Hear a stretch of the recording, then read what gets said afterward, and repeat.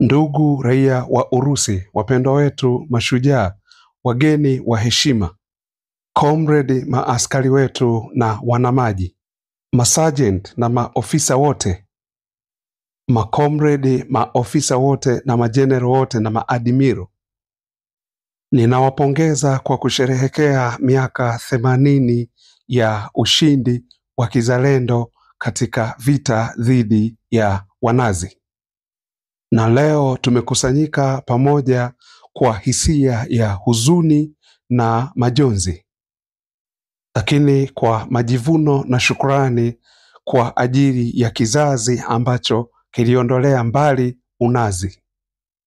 Na kwa uaminifu mkubwa sana tumeweza kutunza kumbukumbu ya matukio haya kwa shangwe na kwa tukio kama hili lenye shangwe, vifijo na nderemo.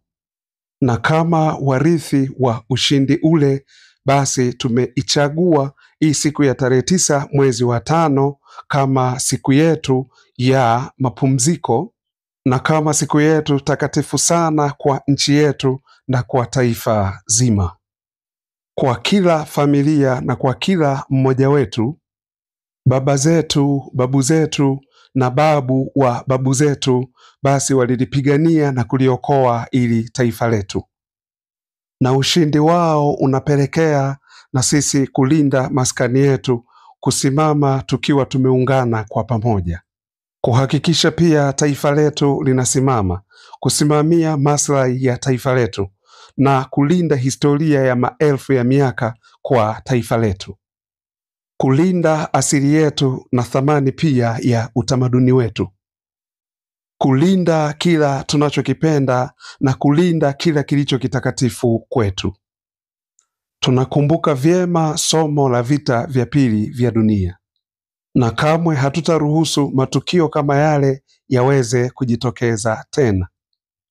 Majukumu yetu ni kulinda heshima ya askari wetu na makamanda wa Red Army, lakini pia kuondoa utofauti kati ya wananchi wa Urusi na kuhakikisha historia inabaki vile vile sisi sote kama askari wa Urusi.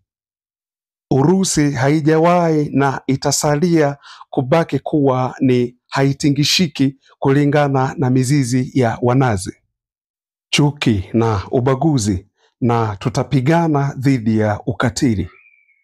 Tutahakikisha tunaharibu mawazo yote hayo ambayo ni mawazo mabaya ya uharibifu. Ukweli na haki viko upande wetu. Taifa zima, jamii na watu wanaunga mkono ushiriki wa Special Military Operations. Nasi tunajivuna kwa ujasiri wao na kusimama imara kwao. Ni katika nguvu hiyo na roho hiyo ambapo imetuleta sisi, sio kwenye kitu kingine bali ushindi tu. Ndugu zangu, mashujaa leo tunaowasherehekea walithubutu kupigana na maadui wasiokuwa na huruma. Mamilioni ya watu waliokuwa wanafanya kazi zao za kawaida kwa amani ikabidi wachukue silaha kupambana. Walisimama imara mpaka kifo, wakisimama katika vilima, wakisimama madarajani na mstari wa mbele vitani, wakiamua kuwa tutapambana mpaka kufa, jambo lililopelekea vita vya pili vya dunia.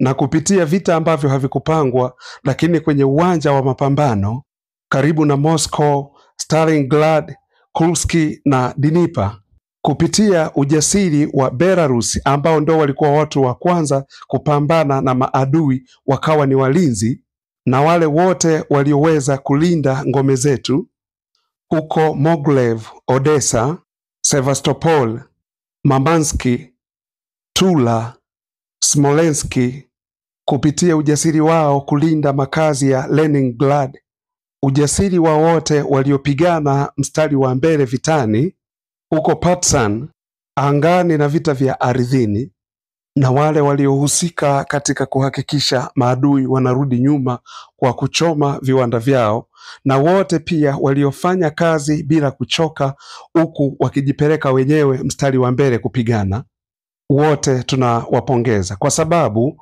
utawala wa Nazi, mipango yao ilikuwa ni kushinda umoja wa Kisovieti, wakidhamiria kuvunja umoja wa mataifa yaliyokuwa ya Kisovieti. Lakini ushujaa wa raia wetu ulikuwa uko juu sana. Mataifa yote kwenye muungano wa nchi za umoja wa Kisovieti tulikuwa tunashirikiana kwa pamoja kuubeba mzigo mzito wa vita. Mchango wa Asia ya Kati na Transcaucasia ulikuwa ni wa ajabu mno. Kutokea hapa matreni yakawa yanapeleka kila kitu kilichohitajika kwenye vita mstari wa mbele. Na hapa hospitali zikajengwa na mamia kwa maelfu ya watu waliotoka huko vitani, basi hapa pakawa ndiyo nyumbani kwao, wakishirikishana makazi, chakula, lakini pia vile na kutiana moyo. Tunampongeza kila shujaa wa vita hivi vya kizalendo. Tunainamisha chini vichwa vyetu katika kumbukumbu kwa wote walioyatoa maisha yao kwa ajili ya ushindi. Kumbukumbu ya vijana wa kiume, wasichana, akina baba, wakina mama, wakina bibi, wakina babu, waume, wake, kaka, dada, ndugu na marafiki. Tunainamisha vichwa vyetu chini kwa ajili ya kuwashukuru mashujaa walioanguka vitani, waliokufa vita vya kishujaa huku wakipigania haki ya Urusi. Wakati wa ukimya ukatangazwa.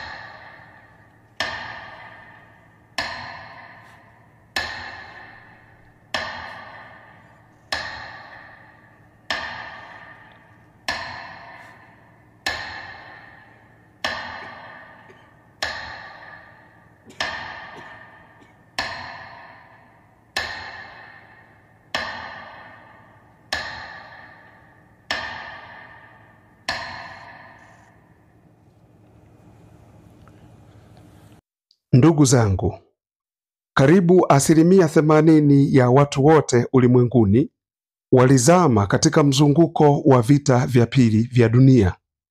Ushindi kamili wa Wanazi wa Ujerumani, majeshi ya Japani na satelaiti zao katika ukanda mbalimbali lilikuwa limekamilishwa na juhudi za muungano wa Umoja wa mataifa yote yaliyokuwa yameungana kwa pamoja. Na siku zote tutakumbuka kwamba kuanzishwa kwa vita vya pili huko Ulaya baada ya vita vya propaganda kuhusiana na himaya za Umoja wa Kisovieti, hilo likaharakisha ushindi. Tunathamini sana mchango wa mahangaiko yetu kwa majeshi ya askari zetu, wapiganaji waliopambana, lakini pia na kusimama kwa watu wa China. Na wote tulipigana kwa ajili ya hatma ya amani. Ndugu zangu, tutaendelea kuweka umakini kuhusiana na mashujaa wetu, kwa upendo wao usio kifani kuhusiana na taifa letu, kwa ujasiri wao wa kulinda taifa lao, thamani ya ubinadamu na haki. Tutapatiana utamaduni huu na urithi mkubwa na fursa muhimu katika mioyo yetu kuhakikisha zinahama mpaka kizazi kingine. Na siku zote tutaegemea katika umoja wetu wa kijeshi, lakini pia na kuleta masuala kwa amani kabisa, ili kufanikisha malengo ya kimkakati, kutatua changamoto kwa ajili ya hatma ya Urusi. Hilo ni jambo kubwa sana na lenye mafanikio makubwa. Utukufu kwa watu washindi. Muwe na sikukuu njema, siku ya ushindi kwa mashujaa wetu. Hurra!